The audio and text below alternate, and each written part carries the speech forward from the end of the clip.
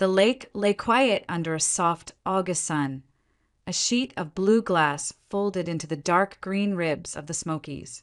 Up on the ridge, the wind combed through the pines and slid down to the water in warm breaths, carrying the resin-sweet smell of needles and sun-baked wood. Near the shoreline, stones warmed all morning held the heat like little hearths, and minnows stitched silver threads just beyond the reeds.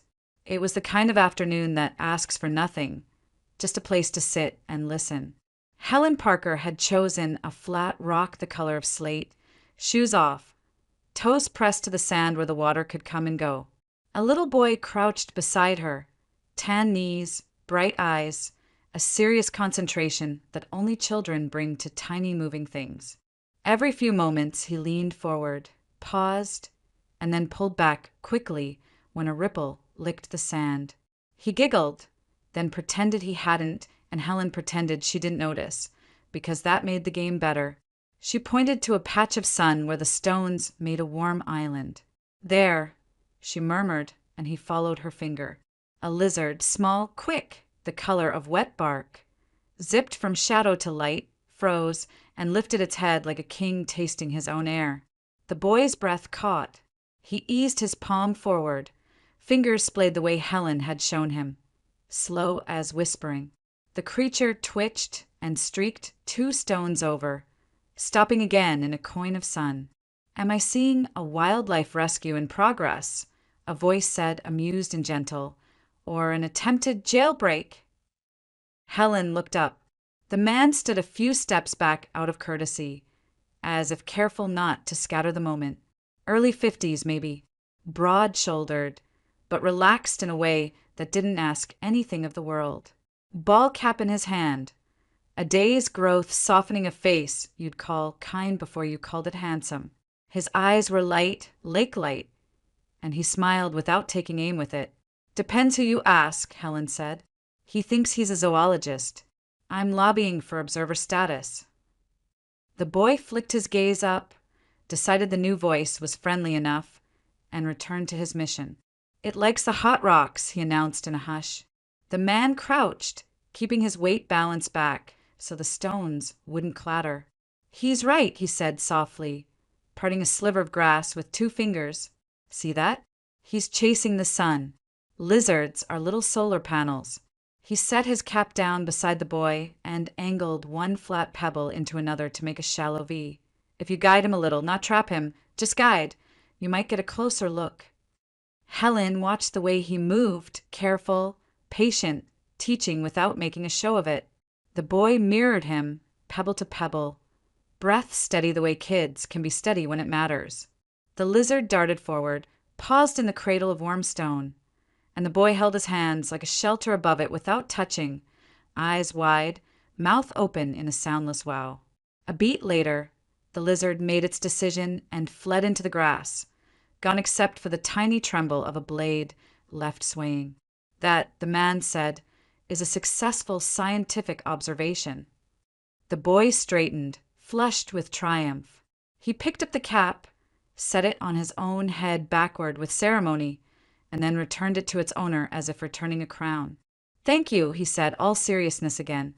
"Any time, buddy." The man took the cap and stood. He looked to Helen. "Sorry, I didn't mean to jump in." "You didn't," she said. "You read the room. Or the rocks." He grinned. "Thomas. Helen." They shook hands the way strangers do when the day is easy and the names feel like a good idea. Up the shore, a pontoon boat hummed by, its wake whispering into the shallows. On the opposite bank, a pair of kayaks drifted through a slice of reflected sky, paddles dipping soundlessly. Somewhere behind them, a family laughed over a cooler lid that wouldn't stay shut. The lake kept everything gentle, even the noise. "Locals or visitors?" he asked. "Local enough," Helen said. "Asheville. We escape down here when the city heat gets personal." "Same," Thomas said. "I try to make it out when the shop is quiet." He glanced at the boy with conspirator's respect. "Field trips are mandatory for proper scientists." The boy, content now to choose rocks based on shape alone, made small towers and knocked them down, entirely satisfied with the physics of it. Helen looked back at Thomas. There was something about him that didn't press. No sales pitch, no social small talk that asked for her bio before introducing his own. Just the ease of someone comfortable in the company of water and time.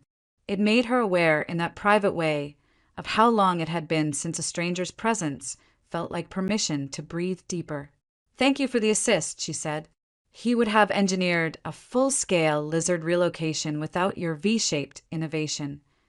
"Happy to be a consultant," he said. "My rates are very competitive. 1 lake afternoon per hour."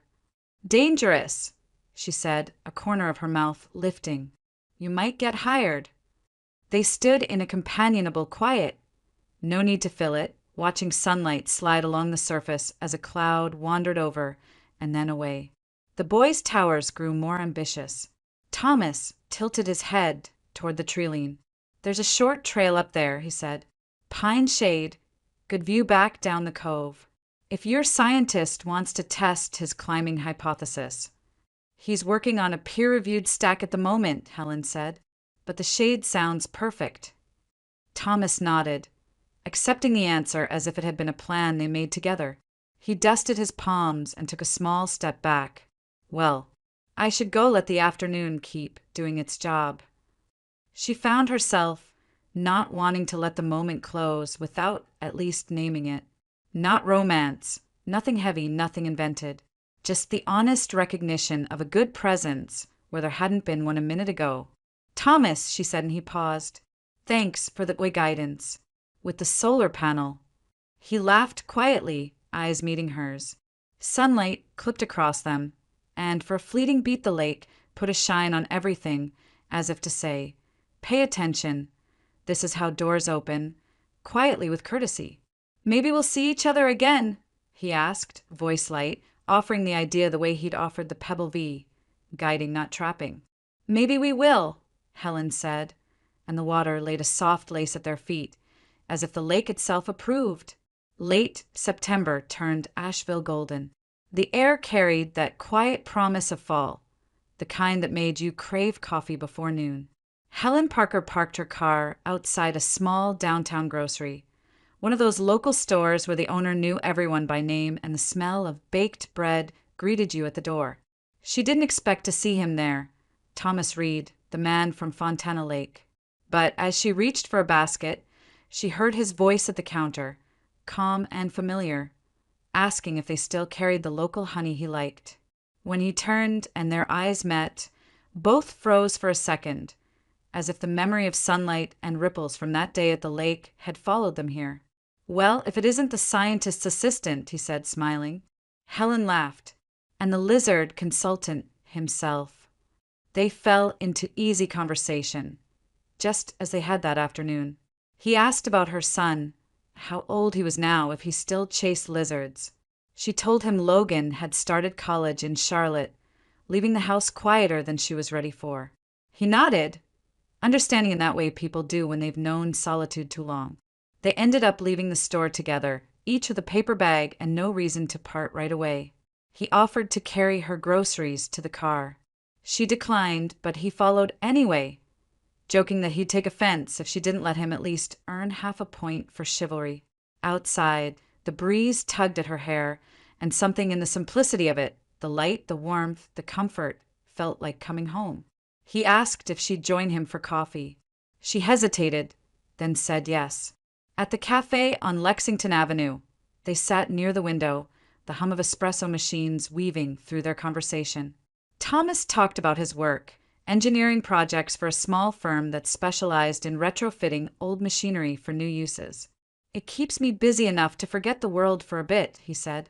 Then, softer, "My mother used to say I fix things because I can't fix what matters." Helen didn't press. She just listened. When he finally looked up, his eyes carried the quiet honesty of someone who'd lived long enough to stop pretending. She told him about her own life, how she divorced years ago, after realizing she was the only one trying to keep a marriage alive. "I'm not bitter," she said. "Just tired of pretending being alone is the worst thing." "It isn't," Thomas said. "Sometimes it's where you start breathing again." The words settled between them. Not heavy, not dramatic, just true. They met again the next week. What began as coffee turned into walks through the River Arts district. Then small errands together that didn't need two people, but somehow made sense that way. Helen liked how quiet he could be without it feeling awkward. He noticed small things when she got lost in thought, when she skipped lunch, when she rubbed her wrist out of habit from an old injury. "You should rest it," he'd say, pouring tea before she could protest. He had a way of taking care of others that wasn't intrusive, almost as if he'd learned it from loss.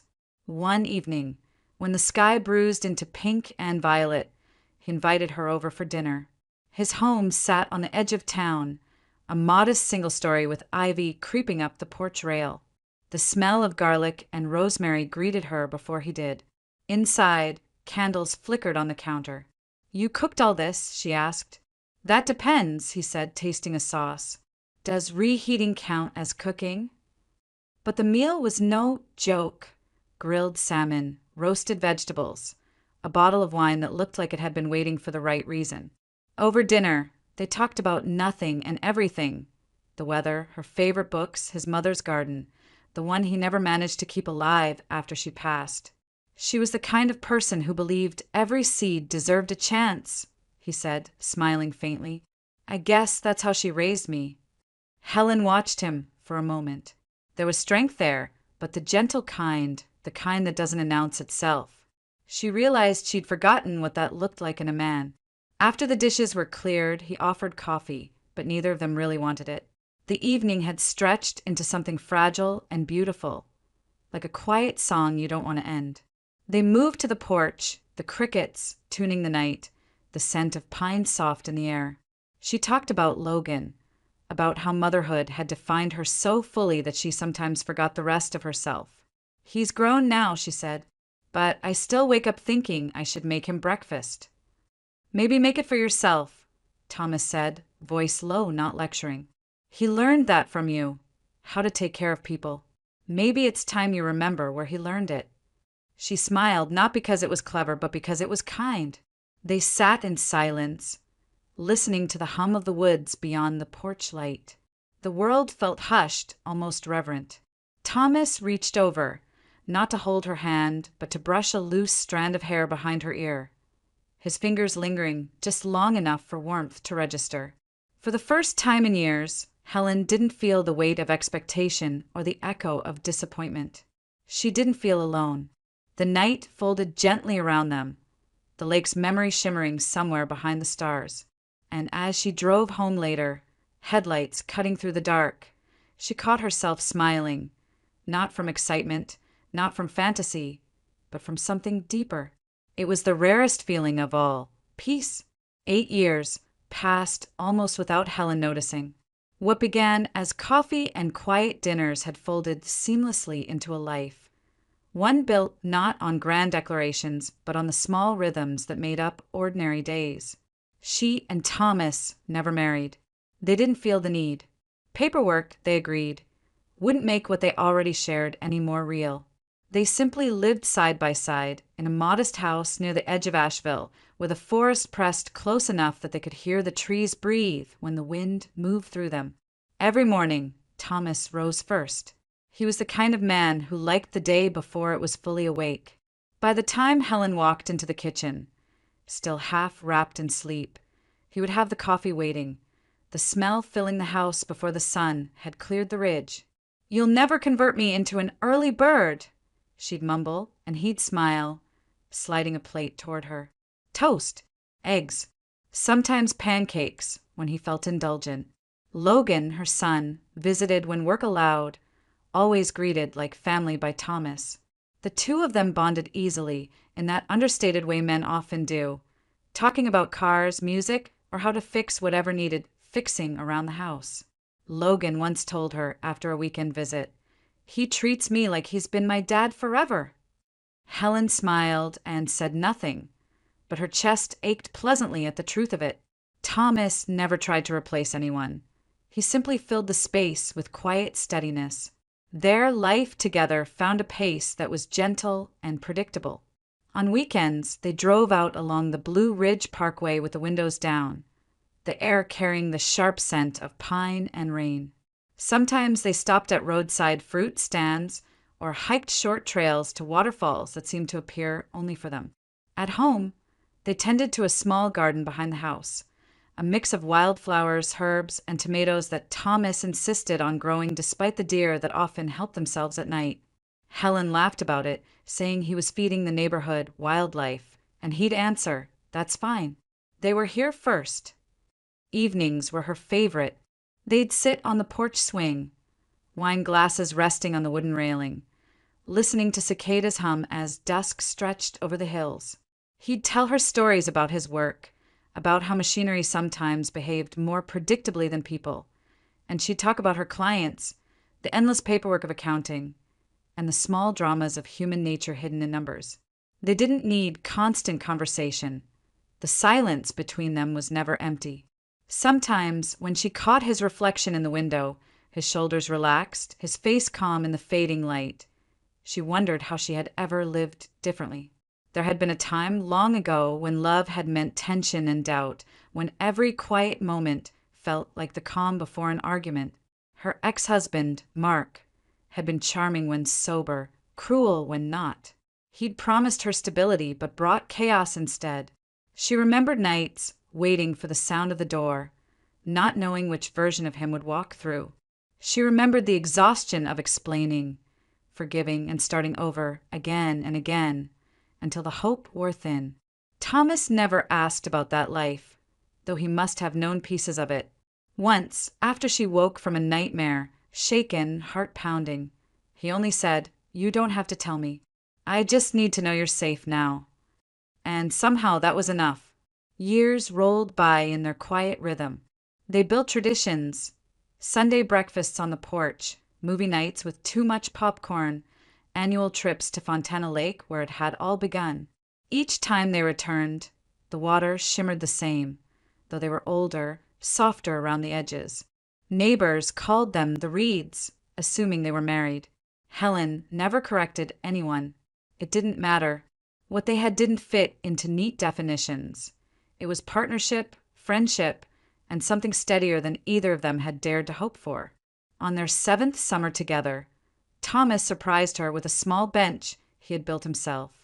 He placed it in the garden under a dogwood tree and carved 2 simple initials on the side, H and T, for when we're too tired to weed, he joked. But she knew what it really meant, a quiet monument to the life they'd made, to the peace they'd earned. One evening, as fireflies began to blink across the yard, Helen sat on that bench, watching Thomas fuss over the tomato plants, pretending not to see the deer lurking by the fence. She felt an ache rise in her chest, not from fear or sadness, but from a fullness she couldn't quite name. For so long, she had waited for life to stop demanding proof of her endurance. And now, looking at this man, this home, this simple calm that asked for nothing but her presence, she finally understood. Maybe this is what patience is for, she thought. Not waiting for miracles, but waiting long enough for peace to find you. She smiled to herself, closed her eyes, and listened to the low hum of crickets. For the first time in her life, she didn't wish for anything to change. By the time the dogwoods bloomed again, Thomas had been offered a short consulting job out of state. 3 weeks in Atlanta, helping an old colleague troubleshoot a stalled factory project. Helen packed his bags the night before, folding his shirts the way she always did, sleeves tucked in just so, the scent of cedar sachets filling the room. "You'll only be gone 21 days, she said, more to herself than to him. "That's nothing." "That's long enough to miss your cooking," he teased, though they both knew she rarely cooked when he was away. He kissed her temple, lingering. "You'll be fine, won't you?" "I've managed before," she said. But when he smiled and turned away to zip his bag, she felt that small, silly tightening in her chest, the one that reminded her how quiet the house became without him. The next morning, they drove before sunrise. The highway was nearly empty, the world washed in shades of pale blue. Thomas liked early departures, the same way he liked clean beginnings. He hummed along to an old Springsteen song on the radio, tapping his thumb on the steering wheel. Helen, half awake, watched fog lift off the meadows as the first light broke through the trees. At the station, he checked his watch, always punctual. "I'll call when I get there," he said, hefting his duffel bag. "And if the car makes that noise again, call the mechanic. Don't wait for me." She nodded, smiled, and straightened his collar like she always did. "You worry too much." "That's my job," he said softly. He boarded the train with a wave, glancing back once before the doors closed. Helen stood there until the car disappeared into the curve of the tracks. Then she walked back through the quiet station to where she'd parked. The car still held the warmth of his presence, the faint smell of aftershave, the folded map in the glove box, the travel mug half full of cold coffee. She started the engine, reversed out, and noticed something black wedged between the passenger seat and the console. A notebook. It was thick, leather-bound, with a loop for a pen still holding a dark blue ballpoint. She turned it over in her hands. No name on the cover, but the initials TR were faintly pressed into the corner. For a moment, she smiled. Of course he would keep notes on everything, meticulous as always. Then she frowned. He hadn't mentioned it when he left.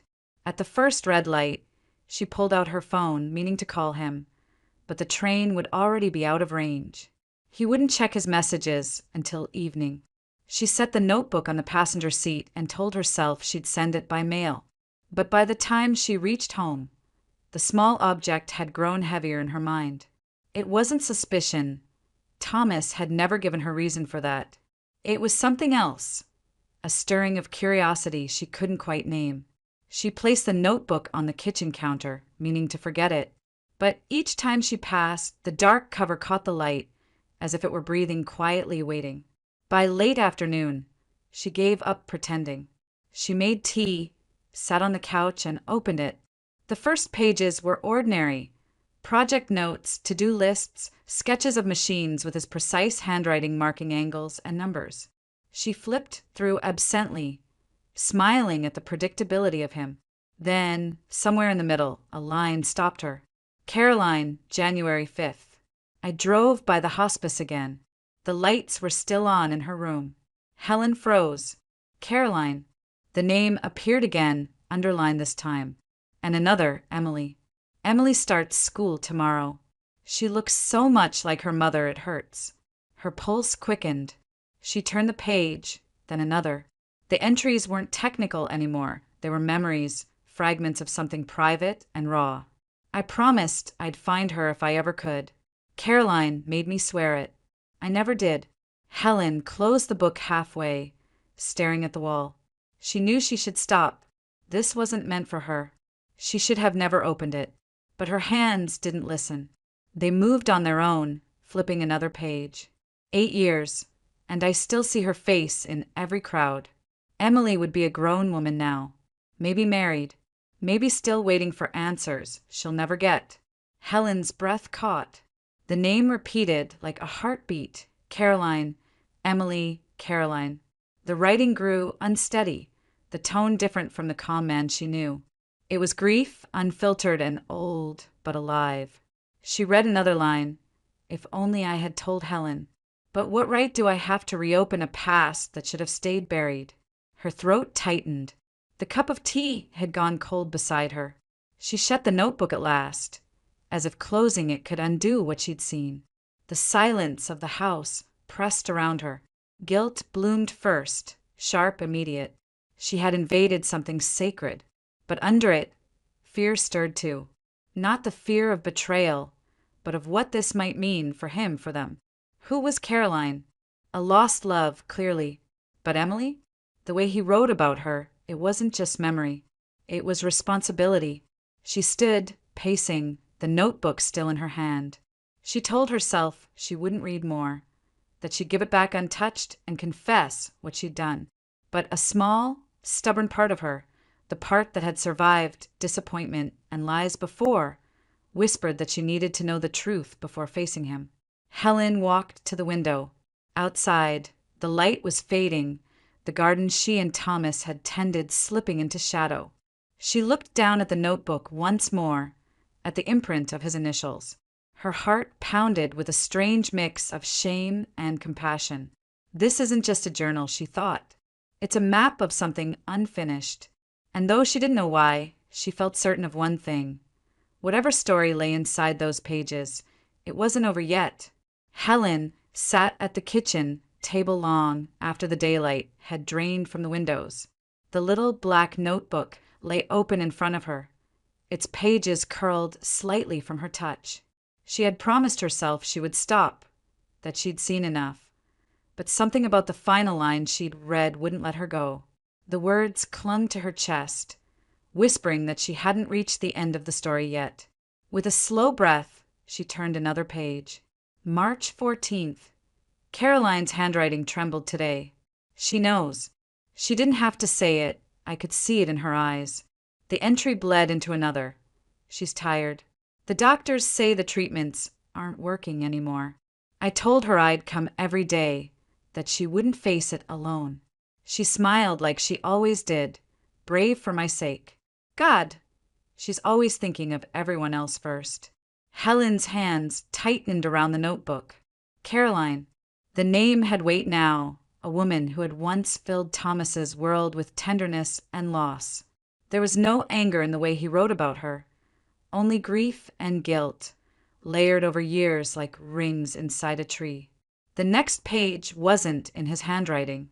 It was smaller, rounder, feminine. A letter dated years ago, tucked between his notes. Thomas, it began, if you're reading this, I'm gone. I didn't have the courage to tell you in person. You were always too kind, too gentle. You would have tried to save me, and I couldn't let you carry that weight again. There's something you should know before the end. Emily, she's yours. Helen's breath hitched. The words blurred as she kept reading. I didn't tell you because you had just rebuilt your life after your divorce. I thought it would destroy the fragile peace you'd finally found. But Emily deserves to know one day who her father is. If life is kind, maybe you'll find her when she's ready to understand. Don't hate me for this. I wanted to tell you, I just ran out of time. The page ended with a small ink blot, as if the pen had trembled. Helen sat there motionless, the clock ticking behind her like a slow heartbeat. She reread the letter 3 times, as if her mind refused to believe it. Emily was his daughter. She closed the notebook carefully, her palms cold against the leather. Her first feeling wasn't jealousy. It was something deeper, stranger, a quiet ache of empathy. Caroline had been dying and afraid. Thomas had been left with the shadow of a child he didn't know. And now, after all these years, he still carried that wound in silence. Helen pressed her fingers to her temples. For 8 years, she had known him as the most open man she'd ever met. And yet here, in his steady hands and easy laughter, he'd hidden this, grief that never found closure. She thought of how he always avoided talking about his past before Asheville, how his eyes would darken for just a second whenever she asked if he had family somewhere. She'd assumed it was loneliness. It was loss. She should have felt betrayed. But instead, she felt sorrow, both for him and for the woman who'd loved him before her. Helen turned off the kitchen light and moved to the porch. The night was still, the air smelling faintly of rain and pine. She stared into the dark yard, the weight of what she'd learned pressing on her. She could tell him. She could hand him the notebook and confess she'd read it, that she knew everything. But the thought of watching his face when he saw that letter, the raw pain that would follow, froze her. He'd spent years searching for peace. Would reopening that wound undo all of it? She whispered to the quiet, "What would I want if it were me?" And she knew. She wouldn't want pity or confrontation. She'd want help. Helen took a deep breath and went back inside. She found her phone, scrolled through her contacts, and tapped the name that always made her heart settle, Logan. Her son answered on the second ring, his voice groggy but warm. "Mom? Everything okay?" "Yeah," she said, steadying her voice. "Listen, I need your help with something. It's about someone your stepdad used to know." There was a pause. "Okay, What kind of help? I need to find someone. A woman named Emily Whitmore. She'd be in her late 20s now. I don't have much to go on. Just that name and maybe Georgia or Tennessee. I'm not sure. He hesitated. Is this for Dad? Helen looked at the closed notebook. In a way, yes. But don't tell him. Please. Logan's tone softened, curious but trusting. All right. I'll see what I can do. You'll tell me the rest when you're ready. I will. When she hung up, Helen exhaled for the first time in hours. She placed the notebook back in the drawer beside the couch and stared at the dark wood grain as if it could keep her secret. Guilt still burned quietly under her ribs, but alongside it came something else, a fragile resolve. She couldn't erase the past, and she couldn't undo the lie of omission.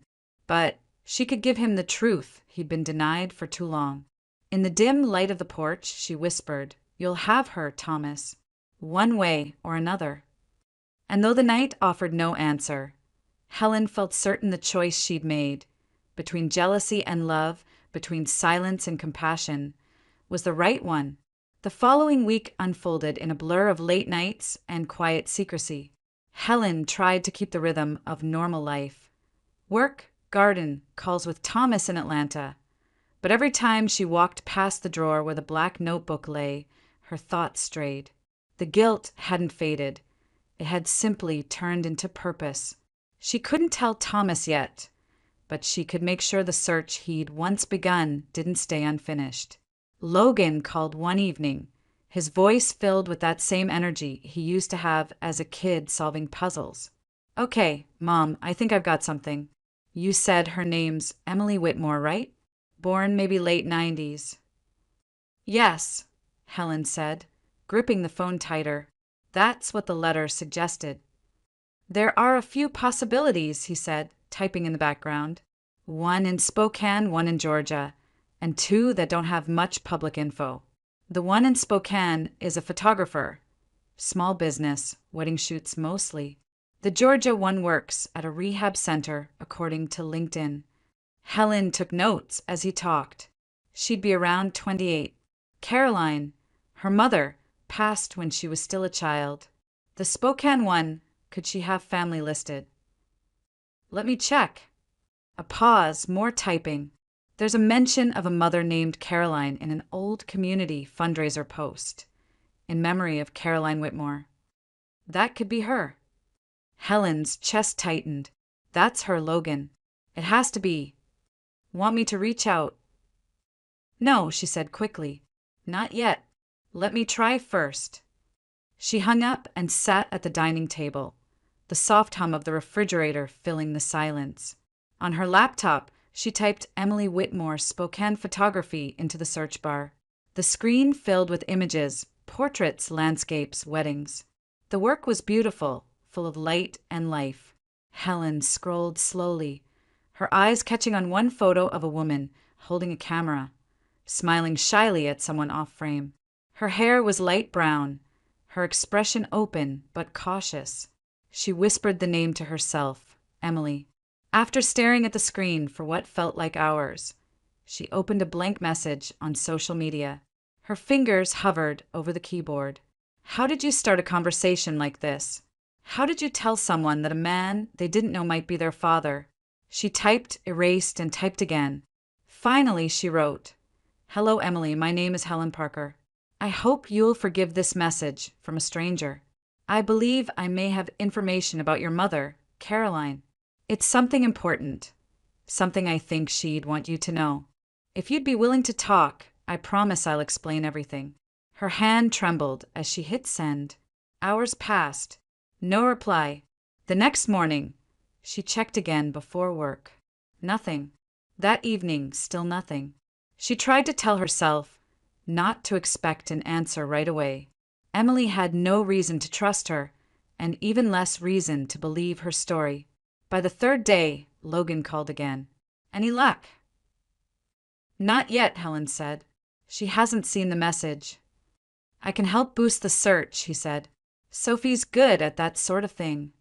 Sophie was his girlfriend, a data analyst with a knack for digging through online trails. Helen hesitated, then agreed. That night, the three of them were on a video call. Sophie shared her screen, typing with practiced speed. "Okay," she said. "Emily's Facebook is mostly private, but her business page is public. There's a contact email there, probably for clients. We can send something more official looking, so it doesn't seem random." "I don't want to scare her," Helen said. "She's already been through enough." Sophie nodded. "We'll keep it simple. Just say you have personal information about her mother and ask if she's open to a conversation. I can help you word it." They crafted the message together, carefully choosing each sentence. It was kind, respectful, and free of anything that might sound invasive. When Helen sent it, she felt her pulse hammering in her ears. 2 days later, a reply arrived, not from Emily directly, but from her business account. "Thank you for your message. Could you tell me what this is about?" "I don't remember a Helen Parker." Helen's heart jumped. She wrote back carefully. "You wouldn't know me, but I knew someone who cared for your mother deeply, Thomas Reed. I found something that belonged to him, and it mentioned you. I'm not asking for anything. I just want to make sure you have the truth." Minutes stretched into hours. That night, a new message appeared. "I don't know who you are or what this is about, but please stop contacting me.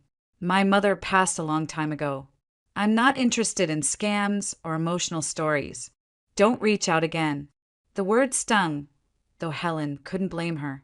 She sat at the desk, staring at the screen, torn between frustration and guilt. She typed a reply and deleted it twice before finally writing, "I understand. I'm sorry to disturb you, but I can prove what I'm saying. I have her handwriting and yours when you were a child. I can send a photo from the journal if you wish. I promise this isn't about money or anything like that. Just truth." She attached a photo of the page from Caroline's letter, her hand shaking as she pressed send.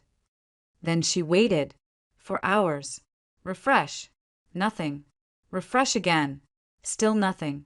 Logan called later that evening. "Any word?" Helen looked at the dark laptop screen, the faint glow of her unsent thoughts reflected in the glass. "No," she said quietly. "Not yet." After he hung up, she remained there in the half-light of the room, listening to the house settle around her. The night outside was soft, patient, almost kind, but her mind wasn't. Every tick of the clock felt like a question she couldn't answer.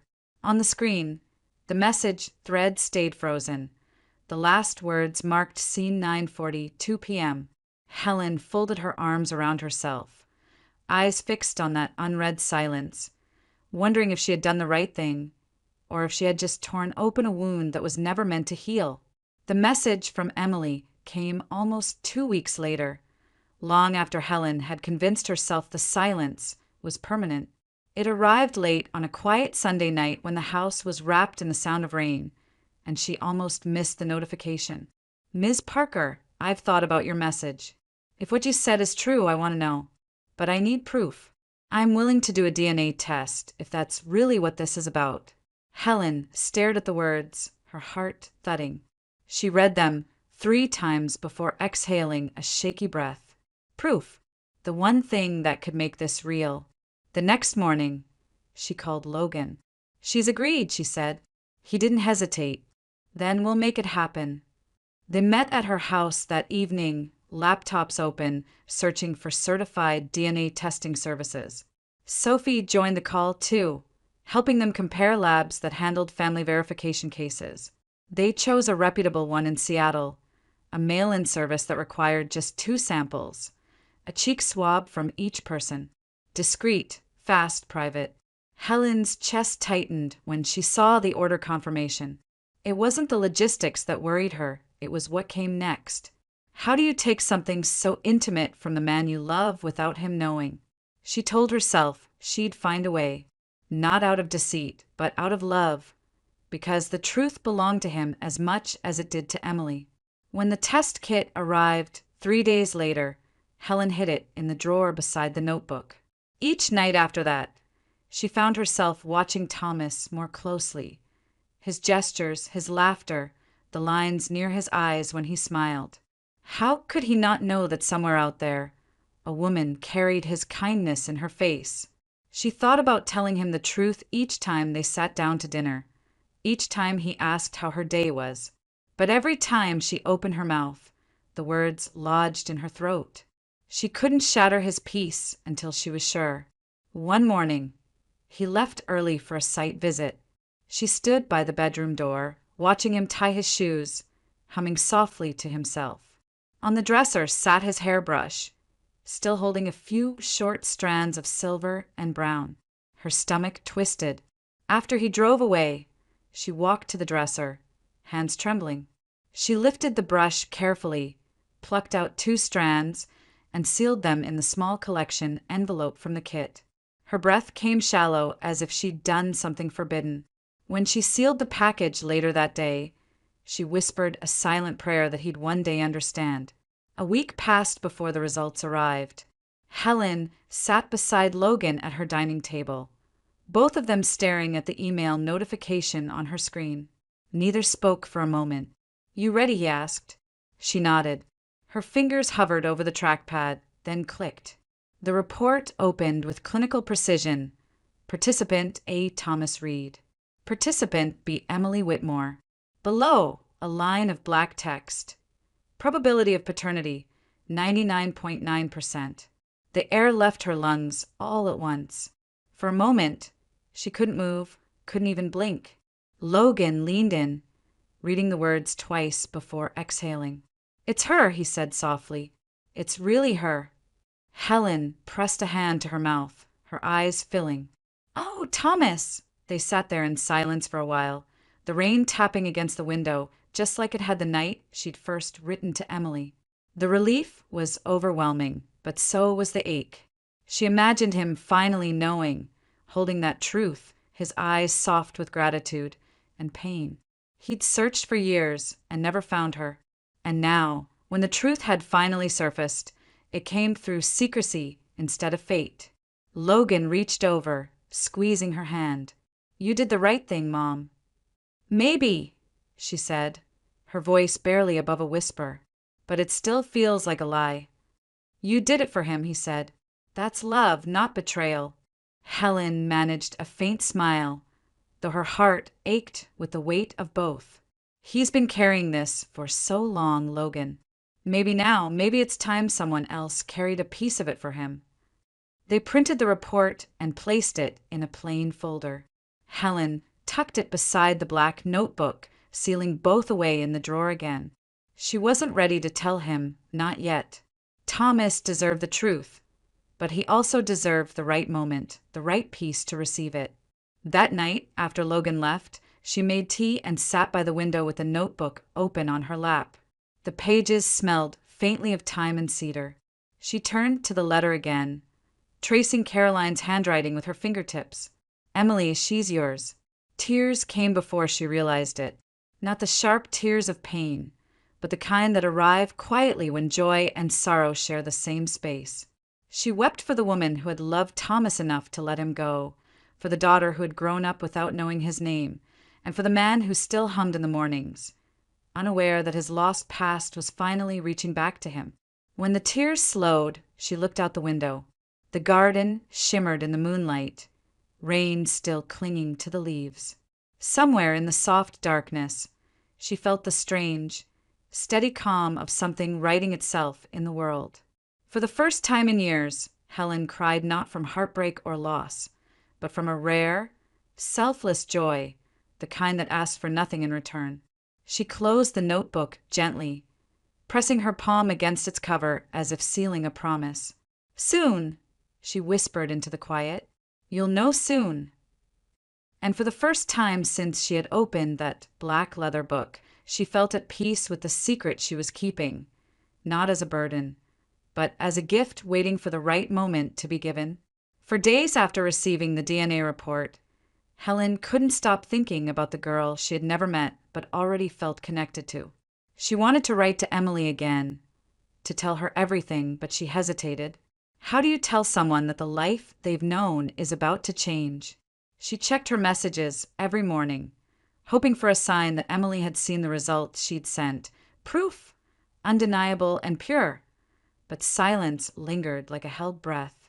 In Spokane, Emily sat at her kitchen table with the report open on her laptop. Her hands trembled slightly as she reread the email from Helen, her mind spinning through memories that suddenly felt rewritten. Caroline Whitmore, her mother, had always been gentle, private, but there had been secrets in her eyes too. Questions Emily had asked as a teenager had always been met with the same vague answers. He was a friend, someone who helped us when things were hard. At the time, she thought it meant a kind neighbor or distant relative. She had never imagined it could mean her father. Jacob, her husband, came up behind her, resting his hands on her shoulders. "You've been staring at that screen for an hour," he said softly. Emily swallowed hard. "It's him, Jacob. The test, there's no mistake. Thomas Reed is my father." He didn't look surprised. "I figured as much," she said. "You wouldn't have gotten this far if you weren't sure." Emily turned to face him, her eyes wet. What do I even say to him? He doesn't know I exist. How do you just show up after all these years? Jacob crouched beside her, meeting her gaze. "You don't have to have all the right words. Just show up. He deserves to know you exist, Em. And maybe," he added gently, "you deserve to know him too." She looked down at her hands. "I'm scared. What if he doesn't want me in his life?" "Then at least you'll know. But I've seen the way you look at that letter from your mom. I think you've been waiting for this without realizing it." Emily took a long breath, her voice barely above a whisper. "Then I'll do it. I'll go." That evening, she typed a message to Helen, each word carrying both fear and resolve. "Helen, I've read the results. I don't know what to feel right now, but I'd like to meet him. I just don't know how. Can you help me?" When Helen saw the notification the next morning, she froze. For a few seconds, the words didn't register. Then she gasped, covering her mouth. After weeks of waiting, it was finally happening. She reread the message again and again, her heart swelling with a mixture of relief and dread. The truth was ready to come out, but how?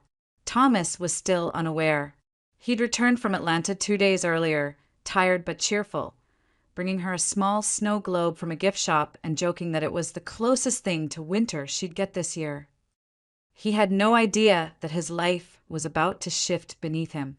That night, while he watched the news in the living room, Helen stood by the kitchen sink, pretending to tidy up as she thought. If she told him outright, he might think she'd betrayed him by keeping the secret. But if she found a gentler way, maybe the truth could arrive in a softer light. Her eyes landed on a photo hanging on the wall. The one of them smiling at Fontana Lake 8 years ago, the same place they'd met. The answer came like a whisper. Fontana. That lake had started everything. Perhaps it could hold their ending, or their beginning again. The next morning, as Thomas poured coffee, Helen leaned against the counter casually. "How would you feel about a little trip next week?" He looked up, intrigued. "A trip?" "Just a short one. Maybe a few days away.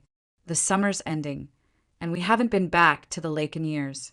Thought it might be nice to see it again before the cold sets in." Thomas smiled, his eyes softening at the memory. "Fontana Lake." She nodded. "Yes, just the two of us. No plans, no phones, just quiet." He chuckled. "You trying to get me off the grid again?" "Maybe," she said, hiding her nerves behind a small smile. He reached over and brushed a thumb against her cheek. Then it settled. "I'll book the cabin." Helen turned away so he wouldn't see the emotion in her eyes. "I'll handle it," she said quickly. "Consider it my surprise." That afternoon, she wrote back to Emily. "He doesn't know yet. I'll be taking him to Fontana Lake next week. It's where we first met, and maybe where he can meet you, too. If you're ready, I'll send the details. I think he'll be grateful to finally find what he's been missing all these years." Emily replied a few hours later. "I'll come, but please don't tell him who I am right away. I want to see him first, to understand the kind of man he's become before I tell him the truth. Helen read the message twice, nodding to herself. She understood perfectly. That night, she began packing. She folded Thomas's favorite flannel shirts, the ones that smelled faintly of pine, and tucked the folder with the DNA report and the black notebook into the bottom of her bag. Each item felt like a piece of the story she was finally bringing to its conclusion. When she zipped the suitcase, she paused, her hands trembling slightly. The plan was simple, yet her heart raced as if she were standing on the edge of something vast. Thomas entered the room, wrapping his arms around her waist. "You're planning something," he said against her hair. "Maybe," she murmured. "You'll see soon enough." He kissed her temple. "You always make life interesting." When he left the room, Helen sat on the edge of the bed, staring at the packed suitcase. She thought of the lake, of the day they met, of the quiet laughter that had built their life together. And now, waiting at that same place, was the daughter he didn't know he had. She closed her eyes, her chest rising and falling with a mix of fear and tenderness. "It's time," she whispered to herself. The future was coming, carried on the gentle ripples of Fontana Lake, where one story had begun and another was about to find its way home. The road to Fontana Lake wound through the heart of the Smokies, curling like a silver ribbon between green ridges and rivers swollen from late summer rain. Helen drove while Thomas sat beside her, arm resting on the window ledge, watching the trees flicker past like frames from an old film. The hum of the engine and the rhythm of the road created an easy silence, one that had always come naturally between them. They'd left Asheville at dawn, a thermos of coffee between them, the air outside still cool and misted. Helen had chosen the long route on purpose, one that followed the mountain streams and gave her time to steady her heart. The truth sat heavy in her chest, pressing harder with each mile they drove. Thomas looked over and smiled. "You're quiet this morning." She forced a small laugh. "Just thinking." "About what?" "About how much things change and how much they don't." He reached for her hand, warm and familiar. "I like to think that means we've done something right." She squeezed his fingers, her throat tight. "Maybe we have. But sometimes doing right also means facing things you didn't plan to." He turned to her, curious. "What do you mean?" Helen pulled the car onto a scenic overlook, a place where the mountains opened wide to the water far below. The lake shimmered under a soft gray sky, the morning light turning it to silver glass. She cut the engine, her heart thudding. "Thomas," she began, her voice barely steady, "there's something I need to tell you." He frowned, gently. "You sound like you're about to fire me from my own life." She managed a weak smile. "It's not that. It's about something I found. Weeks ago. Before Atlanta." He tilted his head, waiting. "You left a notebook in the car that day at the station," she said. "A black one. I wasn't going to open it, but I did. I read what was inside." Thomas's brows furrowed, confusion flickering to understanding. He inhaled slowly, saying nothing. "I found Caroline's letter," she continued, her voice trembling. "I know about Emily. I know she's your daughter." The world went silent except for the low hum of wind through the pines. Thomas's face drained of color. You read that?" "I did. I shouldn't have. But when I realized what it meant, I couldn't ignore it. You spent years searching, Thomas, trying to make peace with a past that never gave you answers. I thought maybe I could help you find them." He looked out over the valley, eyes glassy. His hand gripped the edge of the seat. "You found her." Helen nodded. "Logan helped me. And yes, we found her. Emily. She's alive. She's well. She's in Spokane, working as a photographer. And Thomas," she paused, her voice breaking. "I sent your DNA. I had to be sure. The test came back, 99.9% match." For a long moment he didn't move. His jaw tightened, eyes fixed on the horizon. The stillness frightened her more than anger ever could. "I know I should have told you earlier," she whispered. "I just wanted to be certain before I broke something so sacred." He drew a deep breath, still looking away. Then, slowly, he turned toward her. His face was wet. You found her," he said, the words cracking. "After all this time." Helen nodded again, tears spilling freely now. "She wants to meet you. That's why we're going to Fontana. She's there, Thomas, waiting." For a second, he just stared at her, as if his mind couldn't bridge the distance between disbelief and joy. Then he reached for her hand with both of his, gripping it hard. His voice came out rough, full of years he'd never spoken of. "You gave me back my life." She tried to speak, but no sound came. He pulled her into his arms, holding her so tightly it hurt, and she let herself cry into his shoulder, the kind of tears that didn't come from sadness, but from release. When they finally continued the drive, Thomas was quiet, his gaze distant. Helen knew he was replaying everything. Caroline's smile, the promise he hadn't kept, the face of the daughter he'd never met. Every few miles, he wiped his eyes roughly, pretending it was just the wind. As the road began to dip toward the lake, the afternoon sun broke through the clouds, casting long gold fingers across the mountainsides. The air shimmered with warmth, and below, Fontana Lake gleamed like molten glass. Thomas leaned forward in his seat, his breath catching. "God," he murmured, "it looks just like that day." Helen smiled faintly. "Maybe it's been waiting for you." He turned to her then, his expression softer than she'd ever seen. "For us," he said quietly. When they arrived at the cabin near the shore, the air smelled of wet earth and pine resin. The lake stretched wide before them, perfectly still, reflecting the sky in shades of rose and amber. Thomas stood by the water, hands in his pockets, his whole body trembling with restrained emotion. Helen walked to him, standing close enough that their shoulders brushed. "Are you ready?" she asked gently. He nodded, though his voice shook. "I don't know if anyone can be ready for this." The wind stirred, sending ripples across the surface of the lake. The sun was sinking now, slow and deliberate, bleeding orange into the water until it looked aflame. The light washed over Thomas's face, and she saw the years of pain softening, melting into something new. Hope. He closed his eyes for a moment, then whispered, almost to himself, "Caroline, if you can hear me, thank you for letting her find me."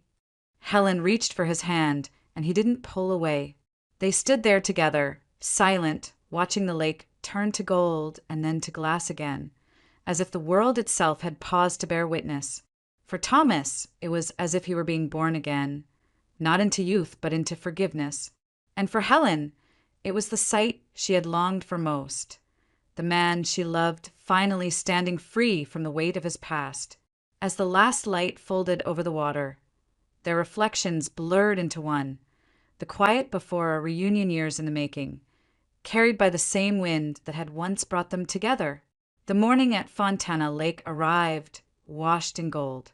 Mist still clung to the water, moving in slow ribbons that caught the first sunlight like breath over glass. Helen stood on the porch of the cabin, her hands wrapped around a cup of coffee gone cold long ago. Thomas had been awake since dawn. He hadn't said much, but she could feel the tension rolling through him, the fragile, trembling hope of a man standing at the edge of a miracle he never thought he'd see. They had agreed to meet at the south overlook by the water, a quiet spot where the hills dipped low and the wind carried the scent of pine and rain. Helen had chosen it for the view, but also for its stillness. It was the kind of place where hearts could speak without words. When they arrived, the sun had climbed high enough to paint the lake in shifting tones of blue and silver. A single car was parked by the trailhead. Thomas froze when he saw it, his fingers tightening around the small bouquet of wildflowers Helen had picked for him to hold. "Is that—" His voice cracked before he could finish. Helen nodded gently. "Yes, she's here." Down by the shoreline, a woman stood with her husband and a small child, a boy, maybe 5 or 6. The wind lifted her hair, and when she turned slightly toward the light, Thomas's breath caught in his throat. "Emily," he whispered, the name breaking like a prayer. She didn't hear him at first. She was looking out across the water, one hand resting on her son's shoulder, her posture calm but guarded. Then, as if pulled by something unseen, she turned fully and their eyes met. For a single, suspended heartbeat, neither of them moved. Thomas took a step forward, then another. His hands trembled so badly that the flowers fell, forgotten, into the grass. "Emily," he said again, louder this time, voice raw and shaking. Her husband glanced toward the sound, then gently touched her arm and nodded, stepping back with their child. Emily's eyes filled instantly, wide and wet with disbelief. She didn't need explanations, no letters, no proof. In his face, she saw her own reflection. His eyes the same soft gray blue she'd seen in the mirror her whole life. "Dad!" The word slipped from her lips before she could stop it. Thomas stopped dead in his tracks, overcome. Then, in one breathless motion, she was moving, running toward him, the gravel crunching beneath her shoes. When she reached him, she didn't slow down. She fell into his arms, the force of her embrace nearly knocking him off balance. He held her as though the years themselves could collapse into that single moment. His body shook with sobs that had been waiting decades to be released, his hands cupping the back of her head as though he still needed to convince himself she was real. Emily clung to him just as tightly, her tears soaking into his shirt. Between them, the silence filled with all the words they'd never had a chance to say, the birthdays missed, the lullabies unsung, the questions unanswered. Helen stood a few steps behind, watching through tears that came without warning. She didn't move closer. This wasn't her moment. It was theirs. She pressed a hand to her chest, feeling the steady thrum of her own heartbeat as she watched the man she loved become whole again. When they finally loosened their hold, Thomas brushed a tear from Emily's cheek, his voice shaking. "You look like her. Like Caroline." Emily smiled through tears. "Mom always said I had her hair, but someone else's eyes. I never understood until now." He laughed softly, a broken, joyful sound, and then pulled her close again. "I've missed everything," he whispered. "All of it. I'm so sorry." "There's nothing to be sorry for," she said, her hand resting on his arm. "You found me. That's all that matters." Her son, shy but curious, approached then, tugging at Emily's sleeve. "Mommy, who's that?" She knelt, smiling through tears. "That's your grandpa." The boy looked up at Thomas, eyes wide with wonder. "Grandpa." Thomas's face crumpled again, but this time his smile broke through. He crouched down to the child's level. "That's right," he said, voice trembling. "Can I have a hug?" Without hesitation, the boy threw his arms around his neck. Thomas held him close, eyes closing. And in that instant, something inside him settled. A quiet forgiveness between past and future, sealed by the arms of a grandchild he'd never known existed. Helen stepped forward then, her movements slow, reverent. Emily turned toward her, their gazes meeting for the first time. No words were needed. The younger woman understood. This was the person who had carried the secret, who had found her, who had chosen compassion over jealousy. Emily reached out and Helen took her hand. They shared a look filled with gratitude and recognition. Two women bound by the same love for the man now standing between them. The afternoon light began to change. The sun dipped lower, turning the water to gold once more. The 3 generations stood together at the edge of the lake, Thomas, Emily, and the little boy between them, while Helen lingered behind, smiling through her tears. For a long moment, none of them spoke. The only sounds were the rustle of leaves and the gentle lapping of the water. The years of loss, regret, and unanswered prayers seemed to dissolve into the air around them, replaced by something lighter, something whole. As the sun sank fully behind the mountains, its reflection painted their faces in amber light.